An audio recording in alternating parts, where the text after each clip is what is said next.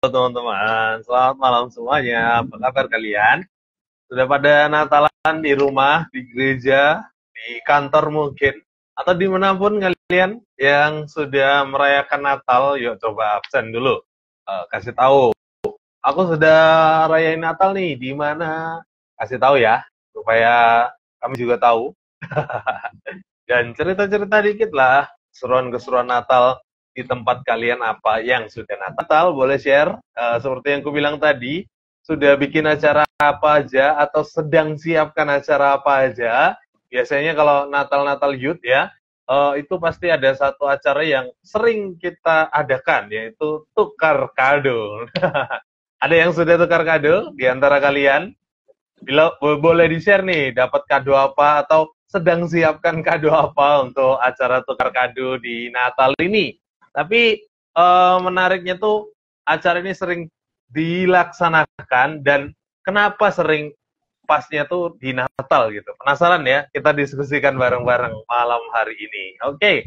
Nah, sebelum berdiskusi, alangkah lebih baiknya kita berkenalan dulu satu sama lain ya dengan para guest kita malam hari ini nih. Dari Bu Yulia boleh. Oke, saya Yulia, saya dari Solo. Saya bergereja di Gereja Kristen GKA. Iya, mantap. Dari Solo. Ya, oke. Coba Tian dulu. Sambari menunggu Selin ya. Sambil menunggu Selin ya, perkenalkan nama saya Tian. Saya sekarang domisilinya di Karanganyar dan dari Gereja GKA Karanganyar. Mantap, Karanganyar. Halo teman-teman, aku Ray tentunya yang selalu hadir di live Sabda Youth ya. Salam kenal semuanya, teman-teman yang baru pertama join khususnya. Nah, silakan Selin. Perkenalkan, aku Selin, aku dari Mojokerto. Kesibukannya aku siswa kelas 11 SMA, kelas 2 SMA. Aku berada di GSDPDI Berseba Pacet, salah satu desa di kota Mojokerto. Kabupaten Mojokerto. Mantap. Ya. Pacet Mojokerto, kota yang dingin. Oke, teman-teman semuanya. Khususnya teman-teman yang mungkin baru pertama kali join ya. Yang baru pertama lihat live Instagram ini, aku mau jelaskan sedikit tentang acara Sabda Youth ya. Aku mau perkenalkan sedikit nih ke teman-teman semuanya. Jadi, Sabda Youth adalah acara ngobrol bareng melalui platform Instagram tentunya, live Instagram, membahas topik-topik kekinian atau yang update, yang dekat dengan anak-anak muda yang relate gitu ya, atau bahkan yang jarang dibahas di kalangan anak muda. Karena itu sesuai dengan visi kami, yaitu mempersiapkan anak-anak muda untuk menjalankan panggilan Allah bagi generasinya. Itu sekilas tentang Sabda Youth, teman-teman. Enjoy, karena acaranya cuma ngobrol kok. Teman-teman pun bisa ikutan ngobrol nanti di kolom komentar. Nice. Kita mulai langsung aja ya, teman-teman. Kita mulai obrolan kita, tapi sebelumnya, langkah lebih baiknya kita berdoa terlebih dahulu. Elin, boleh berdoa? Mari kita berdoa. Tuhan Yesus, terima kasih Engkau telah mengumpulkan kami di tempat ini, di tempat kami masing-masing, dalam acara Sabda Youth pada malam hari ini dengan keadaan baik. Tuhan, terima kasih Engkau telah menyertai selama kegiatan kami hari ini. Dan saat ini Tuhan, kami mau berkumpul, kami mau berdiskusi tentang Tuhan, kebaikan-Mu, tentang hal yang menarik, Tuhan, hal tentang Engkau dalam kehidupan kami. Tuhan, biarlah pembicaraan kami pada malam hari ini dapat menjadi berkat bagi kami dan orang-orang yang mendengarkan, dan kiranya semuanya dapat menjadi berkat. Terima kasih Tuhan Yesus, berikan kami masing-masing, Kau memberkati Bu Julia, Kak Ray, dan Kak Tian Tuhan dengan hikmat agar kami dapat berdiskusi dan menyampaikan sesuai dengan kehendak-Mu. Terima kasih Tuhan Yesus, kami berdoa di dalam nama Tuhan Yesus Kristus. Haleluya. Amin. Amin. Amin. Thank you, Selin. Nah, seperti yang ku bilang tadi ya, teman-teman, Natal tuh identik dengan hadiah, ya kan? Makanya ada acara tukar kado, segala macamnya, saling memberi hadiah satu sama lain. Nah, tapi ada yang tahu nggak sih kapan sebenarnya tradisi memberi hadiah itu dimulai? Pengen tahu aku sejarah memberi hadiah nih pada hari Natal? Silakan. Ya Kak, jadi sebenarnya untuk sejarah pemberi hadiah pada Natal itu sudah ada di Alkitab waktu Tuhan Yesus lahir, di mana orang-orang Majus itu datang dan memberi persembahan atau hadiah berupa emas, kemenyan, dan minyak. Ya, kalau itu untuk orang-orang yang tahu Alkitab ya. Untuk orang yang nggak tahu Alkitab, seringkali hadiah Natal itu diasosiasikan dengan Santa Claus karena ya banyak panjang ya cerita tradisi tentang uskup ini yang sangat senang sekali memberi hadiah untuk anak-anak dan untuk orang-orang miskin khususnya pada saat Natal. Dan aku kalau lihat lagi dari konteks Indonesia sendiri, bahkan nggak hanya hari-hari tertentu ya, bahkan ketika orang itu lagi merasa senang itu biasanya dia memberikan hadiah gitu, kayak ucapan rasa syukur gitu, entah itu saat ulang tahun, entah itu saat hari-hari tertentu atau bahkan hari biasa pun sering hadiah itu diberikan sebagai ungkapan rasa syukur gitu. Ya, tapi kalau dilihat-lihat sebetulnya spirit awal dari tukar kado atau tukar hadiah ini itu tuh bagus sekali ya, menunjukkan kasih Allah kepada umatnya ya kan, spiritnya kan dari situ berangkatnya. Tapi nggak bisa dipungkiri karena memang akhirnya terlalu fokus ke situnya atau kepada hadiahnya bukan lagi kepada spiritnya, sehingga tradisi tukar kado ini bisa dikatakan membawa dampak yang buruk karena Natalnya nggak terasa kepada Yesusnya, tapi justru kepada sesuatu yang akan diberikan, yang dinanti-nantikan itu materialistisnya gitu yang dilihat. Itu sih yang kulihat juga. Iya, Kak Rey. Kalau aku nambahin dikit tadi tentang yang bagian tukar kado itu, jadi ingat gitu, itu tuh pasti akan ada dua hal gitu. Orang yang benar-benar dia sudah menyiapkannya gitu kan, oke, aku akan memberikan hadiah yang baik gitu, atau ada yang satunya gitu, dia hanya mementingkan dirinya sendiri gitu. Oh, aku mau dapat hadiah yang bagus, tapi aku cuma ngasihnya sendal atau ngasih hal-hal yang dalam tanda kutip receh gitu. Nah, dari situ juga bisa jadi satu pembelajaran gitu, bahwa ketika kita satu sikap juga sebenarnya, ketika kita menyiapkan hadiah itu tujuannya untuk apa gitu. Tujuannya hanya untuk kepentingan kita, merugikan diri kita, merugikan orang lain dan menguntungkan kita, atau malah berbagi kebahagiaan yang tadi saya sudah sebutkan itu gitu. Ya, aku ya. Tapi ini kita bicara hadiah itu dalam konteks Natal ya, bukan hal yang lain, bukan ulang tahun, bukan yang lain-lain, tapi dalam konteks Natal itu yang paling paling getol sih untuk anak-anak muda, khususnya mereka-mereka yang belum mengerti tentang arti Natal. Itu memang hadiah itu mengaburkan makna spiritual gitu. Mereka jadi suka suka acaranya, tetapi mereka sebenarnya tidak tahu maknanya. Padahal kayak tadi Rey bilang, sebenarnya ada makna yang sangat indah di dalam Natal ketika kita berbagi hadiah. Karena apa? Karena spirit Natal itu adalah spirit mendapatkan mendapatkan sukacita dan mendapatkan kemurahan dari orang lain. Jadi spirit untuk berbagi lah, mungkin itu lebih tepatnya ya. Jadi di masa Natal seperti ini sebenarnya hadiah itu bisa menjadi spirit berbagi, karena kita ingin membagikan kasih Tuhan, kita ingin membagikan kemurahan yang Tuhan sudah berikan dalam hidup kita. Jadi, itu. Cuman kalau itu tidak didasari dengan pengertian yang benar tentang hadiah, maka masa Natal itu, hadiah itu malah justru merusak spirit Natal.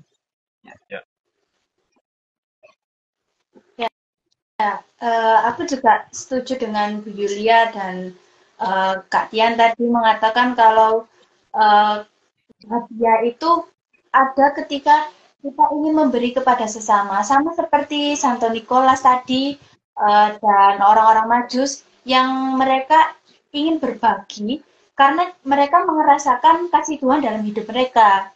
Jadi hadiah ini, pemberian hadiah ini dalam Natal itu ada dampak positif, ada juga dampak negatif. Dampak negatifnya seperti itu tadi, orang-orang hanya fokus ke hadiahnya saja. Misal waktu Natal berharap, oh nanti waktu kumpul keluarga, tante bagi-bagi hadiah, maunya pikirannya hanya itu. Padahal Natal itu bukan hanya sekedar tentang hadiahnya, tapi tentang kelahiran Tuhan itu sendiri.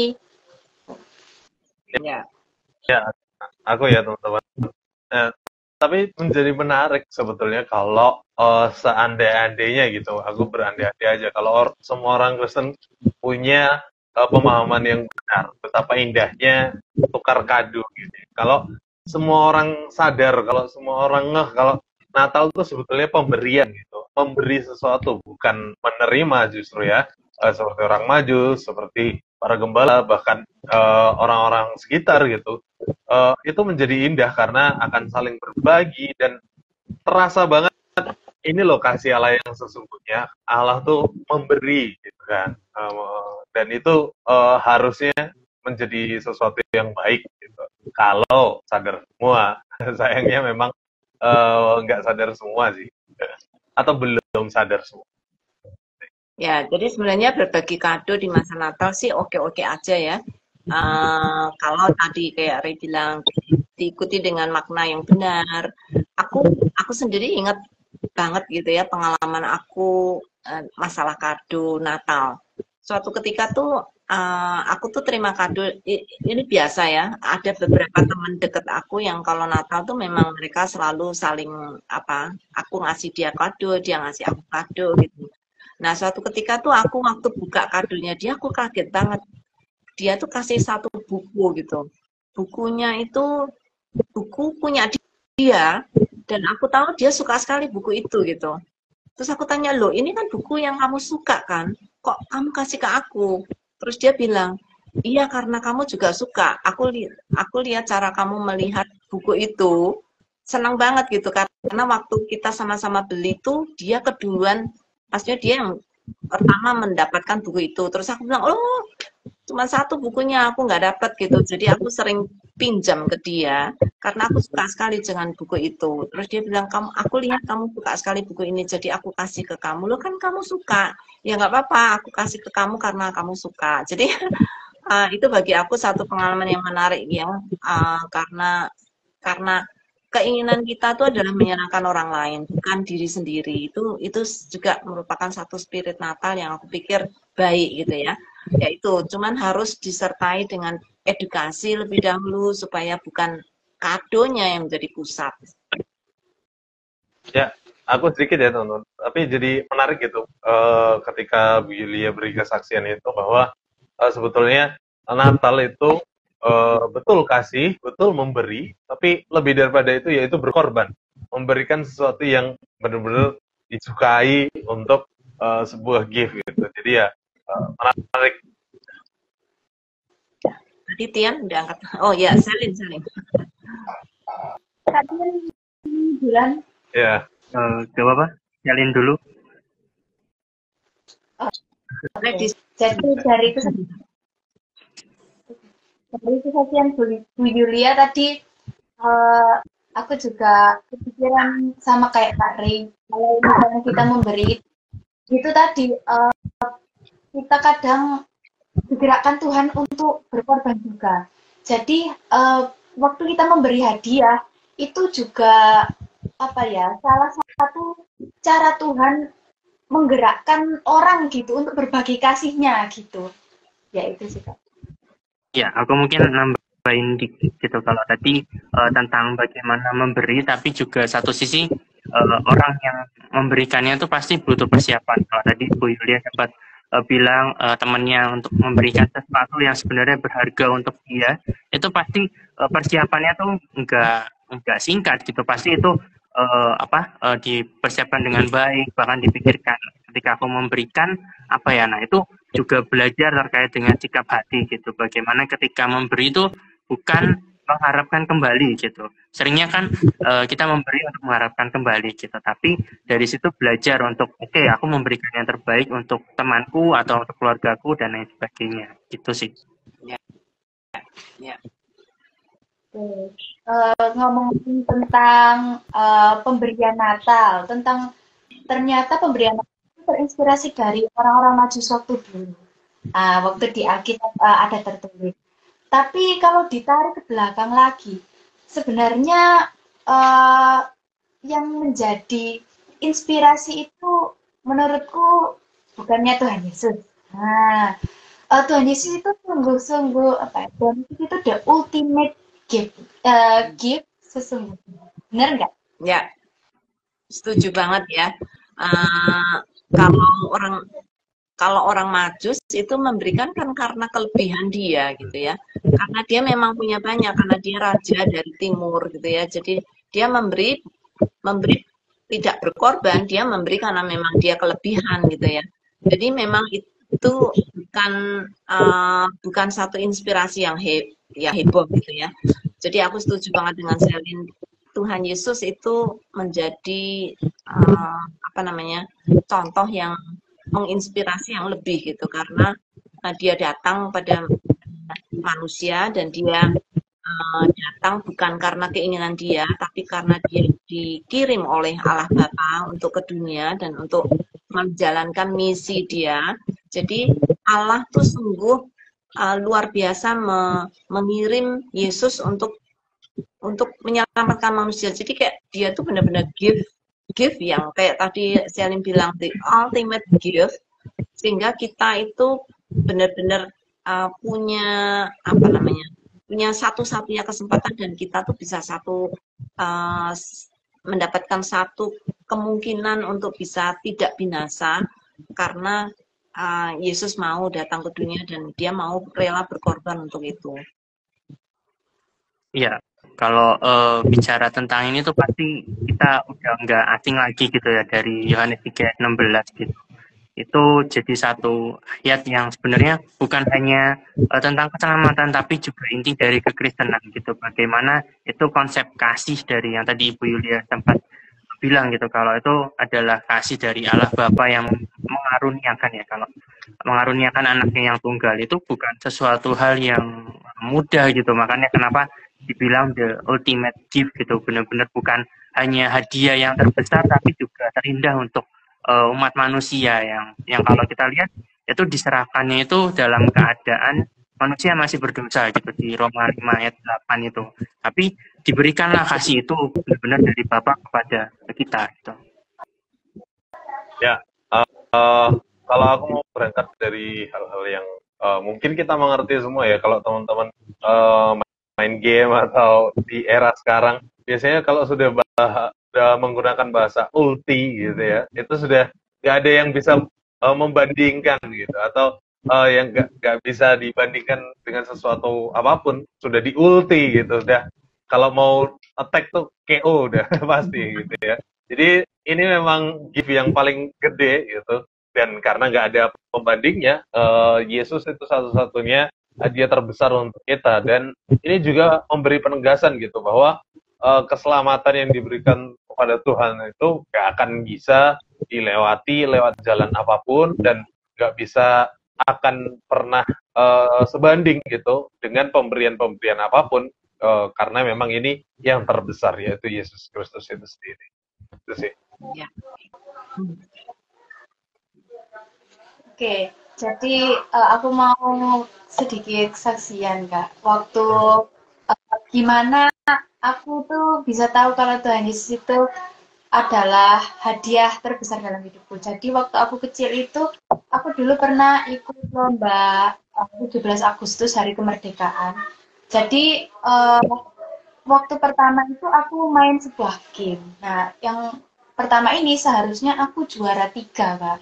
Tapi mama saya waktu itu kan ini lombanya di gereja. Nah, mama saya itu bilang kalau mengalah saja dengan temannya. Jadi waktu itu saya ya ikhlas aja waktu itu. Jadi saya ya waktu itu hanya sekedar ya, mungkin waktu masih kecil ya. Terus lama kemudian waktu lomba kedua saya dapat juara 1. Nah, waktu sebelumnya, hari sebelumnya waktu malam itu kakak-kakak kaum muda lagi bungkus-bungkus hadiah. Nah, saya itu lihat salah satu hadiah kalau nggak salah itu buku gambar princess gitu ya. Saya tuh pengen buku itu, tapi kan itu dibungkus koran semua, nggak mungkin saya tahu yang mana isinya itu.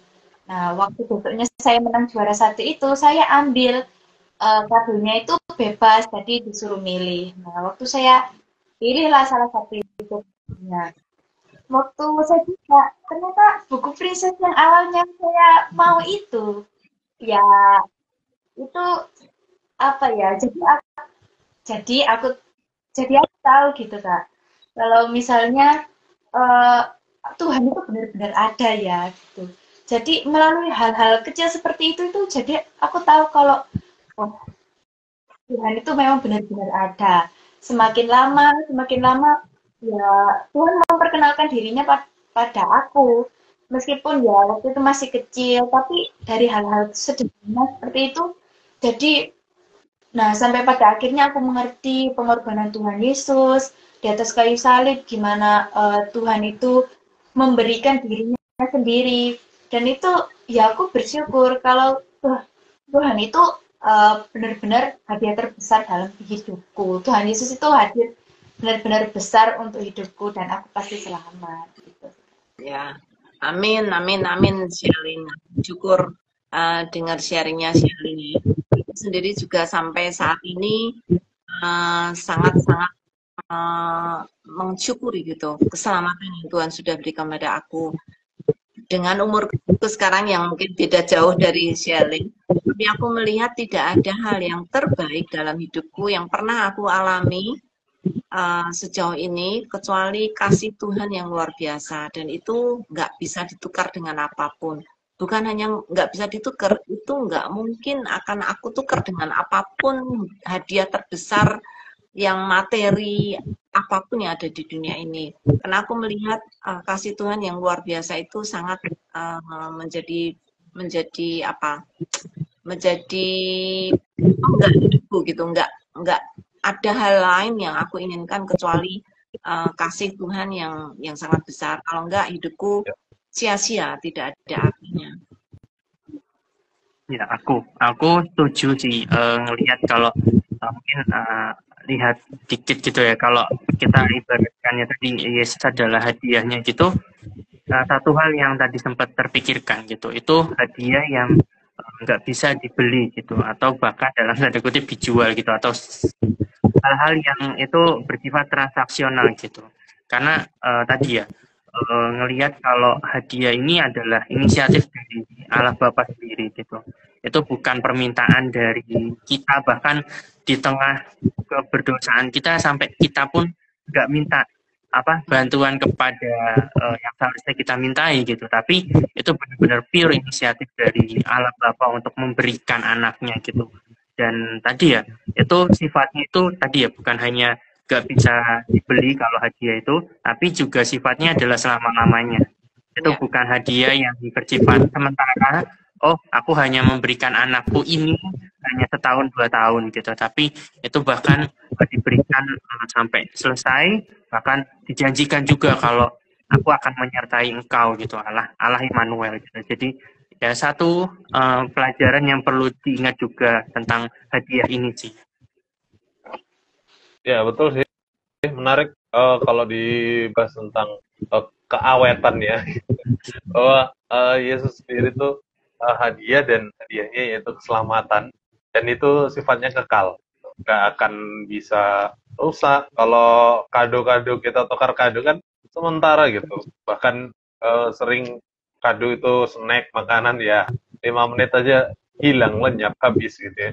Tapi kalau Yesus ini lebih awet dan selamanya, sekali untuk selamanya, walaupun sudah terjadi saat itu, tapi efeknya, dampaknya tuh berdampak untuk sampai zaman sekarang, bahkan untuk masa depan, dan itu sungguh luar biasa sih bagiku. Dan dampaknya tuh nyata gitu bagi orang-orang yang sudah menerima keselamatan itu sendiri. Akan ada teguran di dalamnya ketika mungkin tidak taat gitu ya, atau salah jalan gitu ya, tapi juga ada perlindungan gitu, ditunjukkan jalan-jalan yang baik, yang benar, sehingga terjaga terus gitu. Jadi kado ini sangat bermanfaat gitu dalam hidup gitu. Sebagai benteng, sebagai pagar, dan masih banyak lagi itu sih. Ya. Mungkin ini cukup apa ya, bisa aku bilang cukup dalam gitu. Jadi kalau mungkin kita tarik atau masuk lebih dalam lagi di tadi Yohanes 3 ayat 16 tuh sebenarnya satu hal gitu. Itu kan Allah Bapa sudah mengirimkan atau mengaruniakan anaknya yang tunggal gitu. Kita lihat juga dari sisi Yesus sendiri itu dia taat gitu. Tapi mungkin ini diskusi juga bagaimana menurut teman-teman gitu. Apakah Yesus menjalankan hal itu tuh adalah satu kewajiban yang artinya itu adalah satu paksaan, atau memang dari Yesus sendiri itu juga satu kerelaan? Gimana menurut teman-teman? Ya, aku ya. Nanti teman-teman boleh tambahin. Bagiku ini pertanyaan yang agak sulit untuk menjawab hal ini karena bagaimanapun Yesus itu Allah gitu ya, walaupun sebagai anak dalam relasinya terhadap Bapa, tapi dia adalah Allah gitu. Sehingga ketika dikatakan wajib, menurutku ya harusnya sih enggak, karena dia adalah Allah sendiri gitu. Dia wajib ya mungkin dalam hal relasi, tapi jelas tidak terpaksa. Tapi kalau dikatakan wajib kayak ya enggak lah, dia sendiri yang mau gitu kan.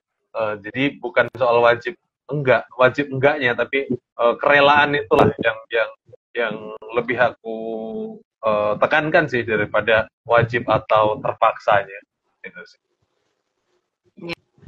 Ya, tadi aku tertarik sekali dengan yang Tian bilang ya, bahwa hadiah keselamatan yang Tuhan berikan pada kita itu tidak bisa kita beli, tidak bisa kita usahakan gitu ya.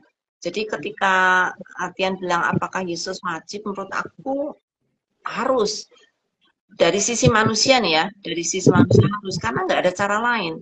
Kalau Tuhan nggak mau lakukan itu, kita benar-benar binasa gitu, nggak akan ada cara lain untuk bisa menyelamatkan manusia kecuali Yesus mau datang mengikuti kehendak Allah, dan Allah lah yang sudah merencanakan keselamatan itu bagi manusia. Jadi harus gitu. Maksudnya kalau enggak kita semua binasa gitu. Tapi di tengah keharusan itu aku melihat bahwa Kristus lakukan itu bukan karena terpaksa, tetapi karena cintanya kepada Allah Bapa dan cintanya kepada kita. Dan itu yang bagi aku sangat mengharukan gitu, karena dia datang kan bukan untuk enak-enak, dia datang tuh benar-benar untuk sengsara. Bahkan kalau boleh dibilang dia tuh lahir dan datang ke dunia itu untuk mati gitu bagi kita.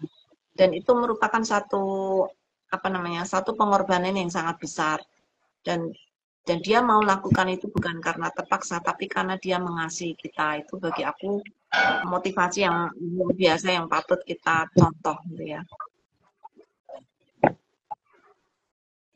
Ya, mungkin Bu Yulia dan kakak-kakak semuanya bisa koreksi. Kalau setahuku, di perjanjian lama dulu kan ada yang namanya penebusan, korban penebus dosa. Tapi yang dikorbankan itu adalah hewan, ya, domba. Tapi juga tidak boleh yang bercacat, jadi harus suci, harus yang ini banyak sekali peraturannya. Tapi kalau kita baca kisah perjalanan bangsa Israel ataupun semua manusia lah, pasti semua manusia itu sangat berdosa. Bahkan sampai sekarang itu manusia masih berdosa, dan meskipun dulu ada nabi-nabi, Tuhan sudah memperingatkan dan sebagaimana, tapi manusia itu tetap berdosa karena pada awalnya memang manusia sudah jatuh dalam dosa dan keturunannya berdosa. Nah, Tuhan nggak mau kita itu hidup terus di dalam dosa. Tuhan juga nggak mau kita itu hidup terus dalam peraturan yang menekan kita. Bahkan mungkin ya peraturan-peraturan itu justru membuat kita kehilangan kasih. Jadi mengikuti untuk taat kepada peraturan itu karena hanya untuk taat saja, bukan karena dari hati. Nah, Tuhan nggak mau kita itu seperti itu. Jadi Tuhan mau mengajarkan kita tentang kasih. Maka dari itu Tuhan Yesus turun sendiri menjadi manusia yang Tuhan Yesus tidak pernah berdosa, Tuhan Yesus suci. Dan Tuhan Yesus dikorbankan di atas kayu salib. Pada saat itu Tuhan memilih hukuman yang paling berat, sehingga Tuhan juga bisa merasakan kesedihan dan kesengsaraan sebagai manusia di dunia yang pasti ya sangat bobrok ini. Jadi Tuhan rela. Tuhan nggak mau kita itu jatuh terus dalam dosa. Jadi Tuhan itu memilih jalan itu tuh karena kasih dan bukan terpaksa juga. Maksudnya terpaksa keinginannya Tuhan ya, bukan terpaksa keinginannya Tuhan, tapi Tuhan memang harus melakukan itu supaya karena kasihnya kepada kita. Gitu. Ya betul sih. Landasan kasih itulah yang mendorong Tuhan untuk melakukan semuanya, termasuk turun ke dunia, menjadi manusia gitu ya. Dan ini juga menunjukkan bukan hanya kasih saja, tapi juga kerendahan hati. Gitu. Nah, karena kalau kasih, pasti aku yakin Allah itu Allah yang kreatif dan punya banyak cara untuk hanya sekedar menyelamatkan manusia. Itu bukan hal yang sulit bagi Allah gitu. Kalau hanya landasannya kasih, tapi karena ada kerendahan hati ini, Allah lah yang turun sendiri untuk menjadi manusia dan sama seperti kita, itu yang dikatakan Filipi juga, mengosongkan diri ya, dan taat gitu ya sampai mati, supaya tujuannya memang benar-benar menjadi, kalau Selin bilang, anak domba yang tak bercacat celah, yang anak domba yang benar-benar sempurna, sehingga penyelamatan atau penghapusan dosa itu dilaksanakan juga secara sempurna. Gitu sih. Ya, aku mau nambahin ayat satu lagi ya, yang menunjukkan tadi pertanyaan Tian, apakah itu kewajiban atau terpaksa? Tidak, karena di Yohanes 10 ayat 18 itu Yesus berkata, aku memberikannya menurut kehendakku sendiri. Jadi Kristus sendiri wajib memang, tetapi dia sendiri juga mau melakukan itu, karena dia melakukan dengan penuh kerelaan. Jadi di ayat ini aku jadi semakin sadar ya, bahwa sekalipun harus, tetapi Kristus sendiri mengatakan bahwa aku sendiri memberikannya gitu. Jadi dia sendiri rela dan dengan sukacita memberikannya bagi kita. Ya. Ya, aku mungkin nambahin dikit gitu ya. Kalau tadi setuju dengan yang tadi teman-teman bilang gitu. Tapi lihat juga kalau tadi balik lagi ke Yohanes 3 ayat 16 itu nggak serta-merta itu kayak hanya dari Allah Bapa kepada kita gitu. Kalau kita lihat itu bisa dibagi jadi dua. Dan, itu bicara tentang barang siapa yang percaya kepadanya tidak binasa melainkan beroleh hidup yang kekal. Jadi bagian kedua ini jangan sampai dilupakan gitu, karena tadi kita banyak fokus tentang kasih, tapi bagaimana dengan kita gitu. Kita pun bukan hanya perlu aku tahu hal itu dan selesai gitu, tapi jadi tantangan juga, jadi refleksi apakah kita juga sudah percaya dan kita mengimani tentang hal itu, tentang hadiah terbesar atau terindah yang sudah Allah berikan, dan percaya bahwa kita akan diselamatkan dan tidak akan binasa, bahkan beroleh hidup yang kekal. Nah, itu mungkin jadi pemikiran dan refleksi bersama sih. Ya, kan sehubungan dengan yang Tian ngomong ya. Kita kan sudah, aku nggak tahu ya, Kristus sudah datang untuk semua orang, tapi nggak semua orang menerima dia. Nah, aku sendiri melihat hadiah yang Allah berikan, hadiah yang luar biasa, yang sangat berharga ini, sudah diberikan kepada manusia. Nah, aku mau tanya teman-teman sih, teman-teman sendiri sudah menerima hadiah yang istimewa itu enggak? Ya, dariku dulu, Bu. Aku sudah menerima hadiah yang bagus itu. Maksudnya dalam artian tadi ya, kalau aku secara pribadi, pengertian aku menerima adalah hadiah itu aku terima dengan hati yang benar-benar terbuka, dengan pikiran yang, ini hadiah dari Tuhan untukku gitu. Dan yang pasti menerima itu sebagai juru selamat gitu. Tapi lagi-lagi tentang itu ya, bagaimana hukum kasih itu yang sebenarnya jadi tantangan terbesar, karena bukan hanya mengasihi Allah tapi mengasihi sesama manusia, dan itu yang jadi hal atau tantangan terbesar untukku secara pribadi gitu. Bagaimana menyebarkan kasih yang sudah Allah berikan melalui kado atau hadiah tadi kepada orang lain. Karena kalau tadi aku sempat pikir-pikir kembali gitu, mungkin orang mikir kembali tentang hadiah itu tuh karena mereka nggak tahu apa yang ada di dalamnya gitu. Kalau tadi kan sedikit refleksi gitu, bagaimana ketika tukar kado ya pasti udah negatif thinking dulu gitu. Oh, ini kadonya jelek dan lain sebagainya gitu. Tapi kalau kita bisa mengomunikasikan kado atau hadiah yang ada di dalamnya, itu mungkin orang yang akan menerimanya pun punya hati yang terbuka gitu. Oh iya, ini hadiah tersebut ternyata orang tersebut punya tujuan yang baik untuk saya bisa mendapatkan atau mengetahui jalan kebenaran gitu, jalan yang lurus dan lain sebagainya gitu. Jadi mungkin perlu juga mengkomunikasikan tentang kado atau hadiah itu kepada orang lain dengan yang pasti hikmat yang daripada Tuhan. Ya, Ya. Betul. Tapi kalau balik ke pertanyaan, apakah kalian atau kita itu sudah menerima hadiah terbesar? Aku pribadi sih meyakini sudah sejak 2017, dan walaupun tergolong telat untuk anak pendeta baru merasakan hadiah terbesar di tahun 2017, tapi bagiku secara pribadi nggak pernah ada kata terlambat dalam waktu Tuhan, itu selalu pas gitu ya.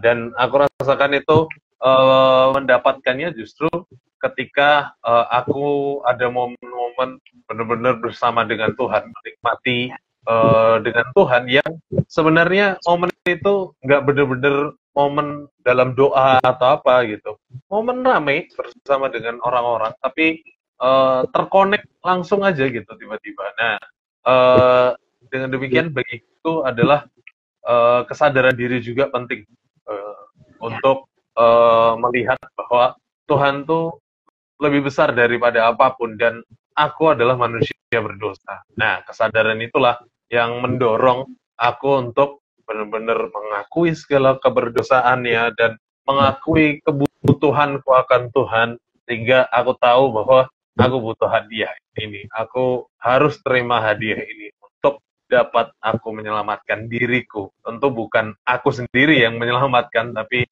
karena hadiah itu ada bersamaku dan dia yang menyelamatkannya. Amin. Itu sih. Ya, aku pengen dengar juga dari Shelin, apakah sudah terima hadiah yang terbesar itu?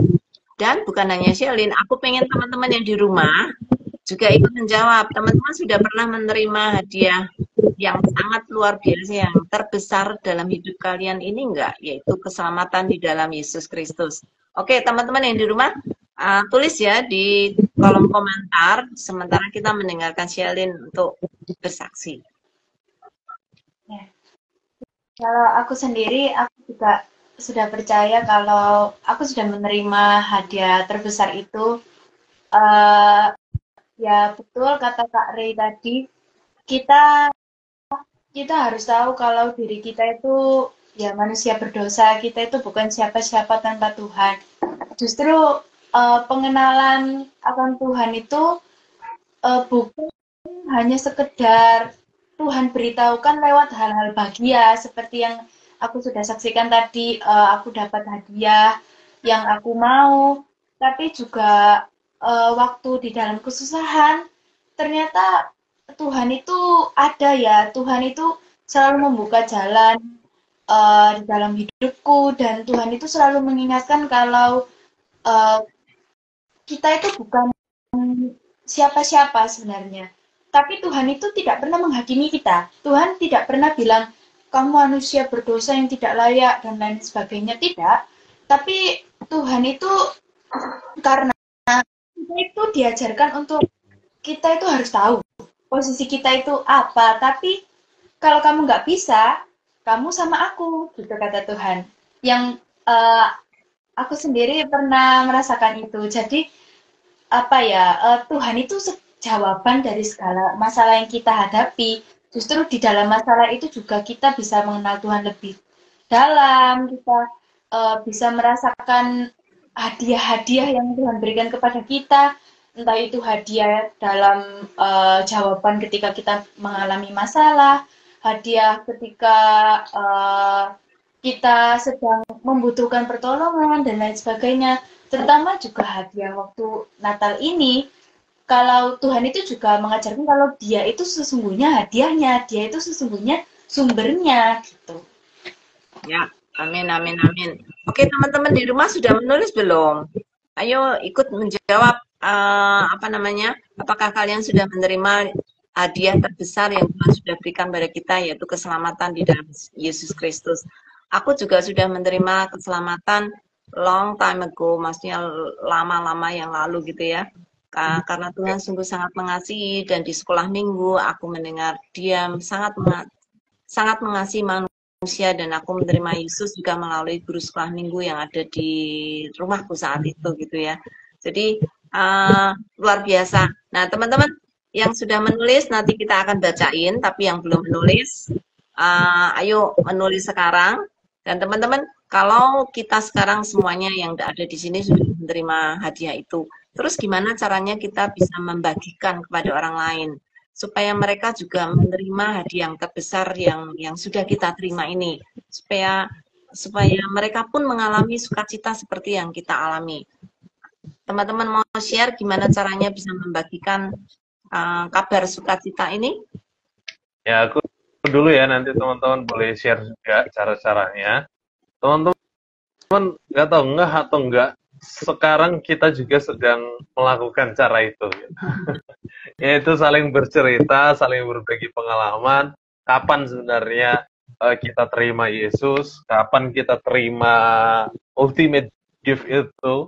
Nah, ini salah satu caranya, cerita pengalaman aja gitu.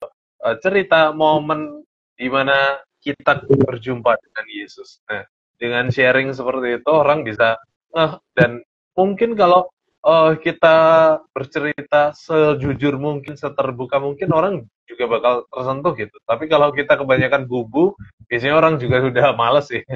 Tapi kalau setulus mungkin berbicara, ya orang yang merasakan sendiri, dan Roh Kudus juga yang akan bekerja tentunya menyentuh mereka. Tapi di sisi lain kita harus juga tetap memberi pemahaman atau penegasan gitu bahwa kita tuh orang yang berdosa.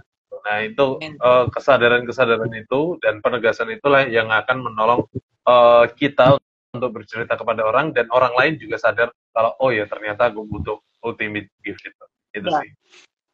Aku mau tanya Shelin sih, kalau ada orang bilang ke kamu, aku pengen menerima hadiah yang kayak kamu terima itu, gimana caranya? Kamu jawabnya gimana, Shelin? Ya mungkin kalau aku jawabnya gimana ya, Bu? saja. Hadiah keselamatan dalam Tuhan Yesus. Aku pengen juga hadiah yang kamu terima itu, gimana caranya? Ya mungkin aku akan, ya kalau dia memang mau dengan sungguh-sungguh, ya saya akan sharing tentang pengalaman pribadi saya, gimana saya itu bertemu dengan Tuhan, gimana ya yang sudah saya sampaikan tadi, aku sampaikan tadi, kalau Tuhan itu selalu ada dalam setiap masalahku. Jadi kalau ada orang yang mau, ada yang bertanya seperti itu, mungkin hal pertama yang aku lakukan, aku sharing pengalamanku dulu. Oke. Itu. Terus mungkin akan aku lanjutkan dengan beberapa pengetahuanku tentang pengorbanan Tuhan dan lain sebagainya. Pernah dulu waktu di sekolah itu juga sempat dia tanya-tanya juga gimana sih tentang Tuhan Yesus. Ya saya jelaskan tentang pengorbanan Tuhan. Ternyata Tuhan itu benar-benar terima kasih mau menyelamatkan kita di dalam ya dosa ini. Kita itu nggak layak sebenarnya. Jadi ya saya bersyukur tiba-tiba dia bilang, kok aku merinding ya.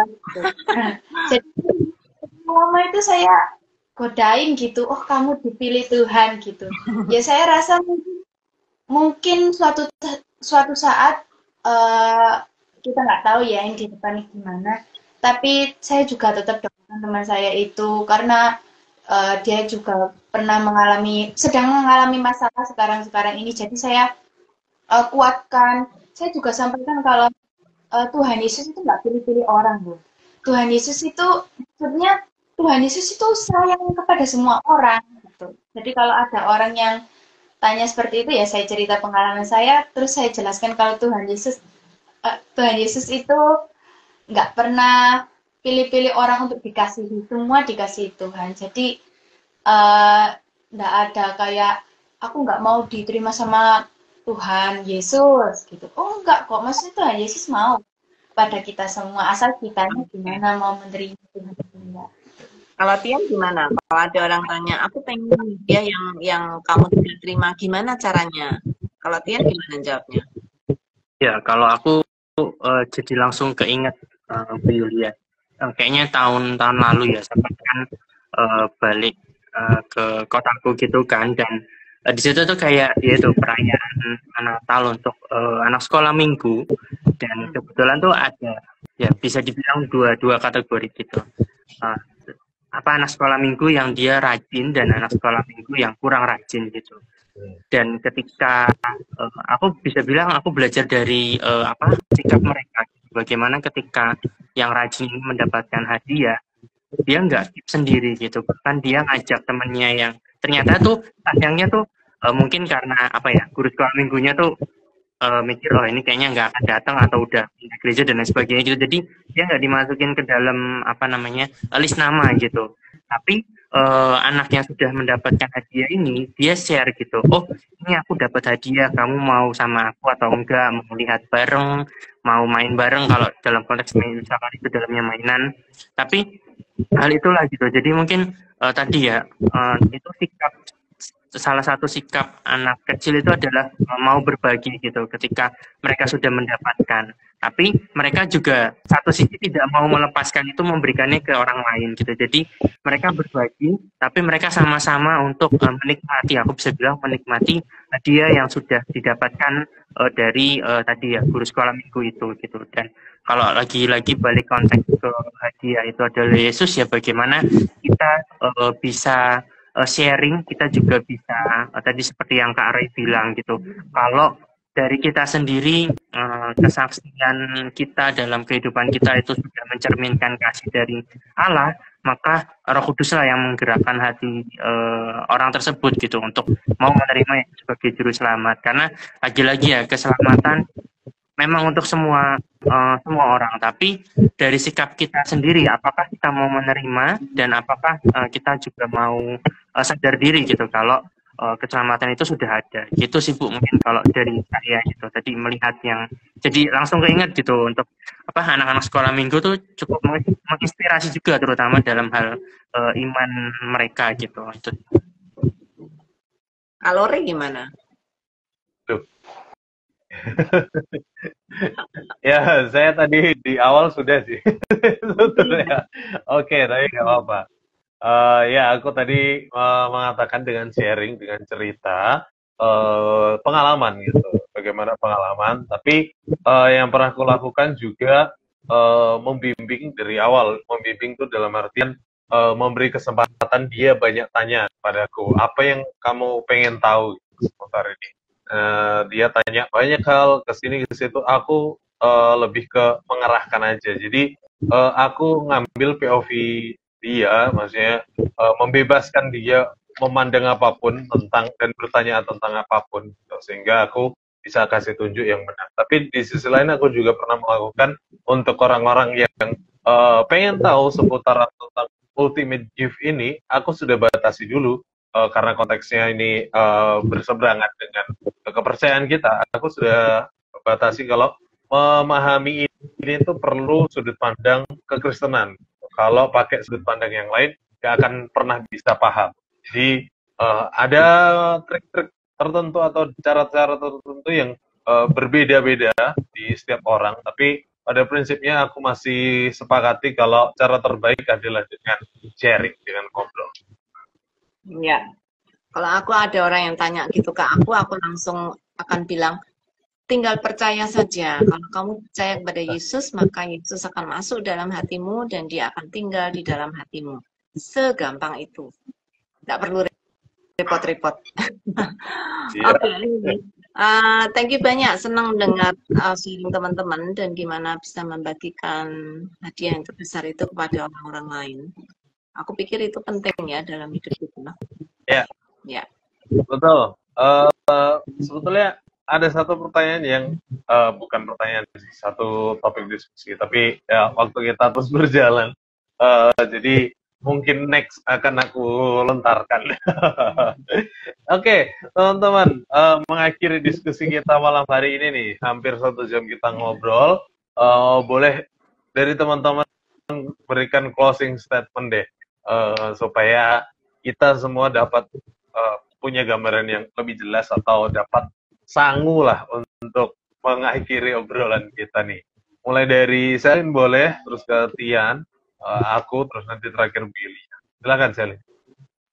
Oke, jadi Tuhan Yesus adalah the ultimate gift yang sesungguhnya di mana dia lahir dan pada akhirnya dia menjadi juru selamat kita dan menyelamatkan jiwa kita. Itu adalah hadiah yang terbesar sehingga kita bisa selamat. Amin. Thank you. Silakan Tian. Iya, kalau dariku tadi ya, pertama harus sadar dan kita sebagai penerima dari hadiah itu juga harus punya hati dan pikiran yang terbuka gitu. Kalau mungkin kita lihat dari segi kemasan dan lain sebagainya itu bukan sesuatu yang esensial gitu, tapi lagi-lagi ini inisiatif dari Allah Bapa yang di dalamnya itu ultimate itu bukan hanya sesuatu yang besar gitu, tapi sesuatu yang indah. Dan lagi-lagi diingatkan bagaimana hadiah ini tidak lekang oleh waktu, ini akan terus-menerus bahkan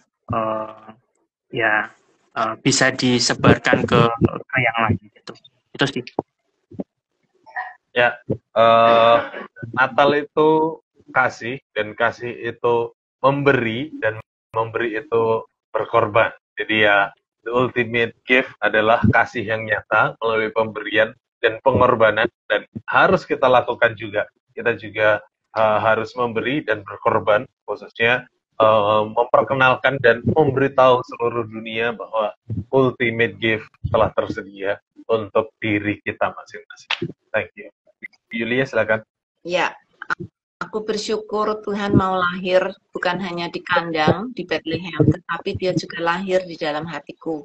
Dan itu menjadi hadiah yang terbesar dalam hidupku, dan aku akan mensyukuri sepanjang hidupku, dan aku sungguh sangat bersyukur boleh membagikan kabar sukacita bahwa Yesus sudah lahir, bukan hanya di hatiku, tetapi juga di hati teman-teman yang lain. Jadi aku akan berdoa supaya orang-orang yang Tuhan sudah kehendaki untuk boleh mendapatkan hadiah yang tak ternilai ini, kiranya mereka pun boleh menerima dengan sukacita. Amin. Thank you teman-teman di rumah juga yang sudah nonton sampai akhir. Ya, tapi sayangnya teman-teman gak ikut berdiskusi nih. Padahal kami rindu teman-teman ikut berdiskusi supaya kami bisa dengerin cerita teman-teman bagaimana menerima ultimate gift ini. Tapi nggak apa-apa, next week kita masih jumpa kok ya. Minggu depan kita masih berjumpa dengan topik Joy to the World. Harapannya bukan hanya topiknya, tapi kita beneran sukacita, dan teman-teman yang nonton juga merasakan sukacita sehingga bisa ikut berdiskusi minggu depan di hari yang sama, di jam yang sama juga, di platform Instagram yang sama, yaitu Sabda Resources. Thank you banyak teman-teman. Kita tutup diskusi kita malam hari ini. Tian boleh menutup dalam doa? Ya, oke. Mari kita bersatu dalam doa. Tuhan Yesus, terima kasih kami mengucap syukur untuk malam hari ini. Engkau bolehkan kami untuk sama-sama berdiskusi, meskipun kami terpisah dengan jarak, tapi boleh menggunakan platform ini untuk sama-sama sharing, sama-sama berdiskusi, dan juga bahkan refleksi dan memikirkan kembali Tuhan terkait dengan hadiah terindah yang sudah Engkau berikan kepada kami, manusia berdosa ini Tuhan.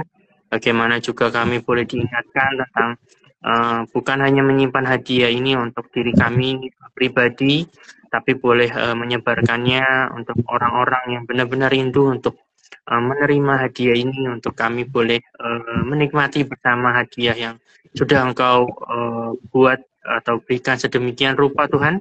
Ajar kami untuk selalu berhikmat dalam membagikan kabar sukacita ini kepada orang-orang yang membutuhkan.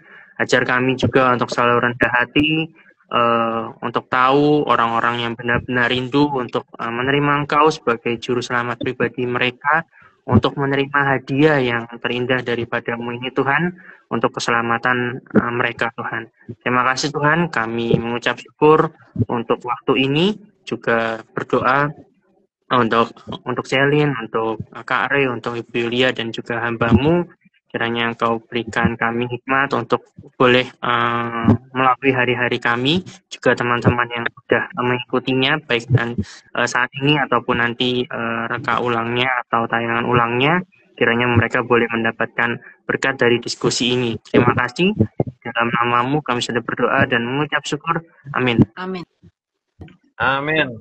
Thank you banyak teman-teman, sekali lagi sampai jumpa minggu depan. Salam ever.